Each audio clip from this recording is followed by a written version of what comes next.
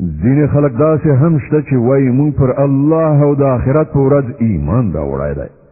په داسې حال کې چې په حقیقت کې هغوی مؤمنان نه دي هغوی له الله او مؤمنانو سره غولونه راخیستې خو هغوی په اصل کې په خپل ځانونه غولوي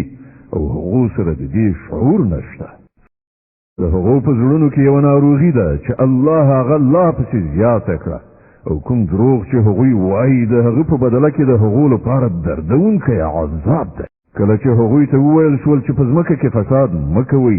نو هغوی همدا وویل چې موږ خو اصلاحات راوستونکي یو پام ولرئ په حقیقت کې هم دوی فساد کوونکي دي خو شعور ورسره نشته او کله چې هغو ته وویل شول چې څنګه چې نورو خلکو ایمان راوړی دی همغسې تاسې هم ایمان راوړئ نو هغوی هم دا ځواب ورکړ چې آیا موږ د کم عقلانو غوندې ایمان راوړو پام لرئ په حقیقت کې خو دوی په خپله کم عقلان دي خو دوی نه پوهېږي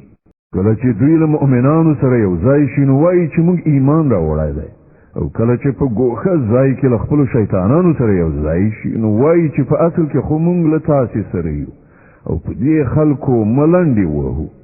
الله په دوی ملنډې وهي او دوی ته په خپله سرکشۍ کې داسې مهلت ورکوي چې حیران پاتې وي دا هغه کسان دي چې د هدایت په بدل کې ګمراهي اخیستې ده خو دا تجارت د هغو لپاره ګټور نه دی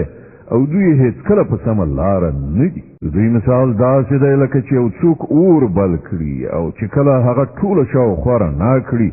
نو الله د دوی د سترګو بینایي ورنه واخلي او دوی په داسې حال کې پرېږدي چې په ترږمویو کې د دوی په سترګو هیڅ نه ښکاري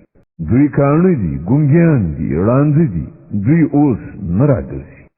یا د دوی مثال داسې وګڼئ چې له آسمان نه سړه کنده باران وریږي او له هغې سره تورې تیارې کړه سهار او برېښنا هم ده دوی د برېښنا د کړه سهار په اورېدلو د خپلو ځانونو له ویرې په غوږونو کې ګوتې ږدي او الله دا د حق منکران له هرې خوا راایثار کړي له برېښنا څخه پر دوی داسې حالت راځي چې لکه اوس به برېښنا د دوی د سترګو نظر والوزوي کله چې یو څه رڼا تر سترګو کېږي نو په هغې کې لږ وړاندې ځي او کله چې ترږمۍ پرې خورېږي نو ټپ درېږي که د الله خوښه وای نو له هغو نه به یې د اورېدو او لیدو قدرت بیخي سلب کړی وای په باوري توګه هغه پر هر څه قادر دی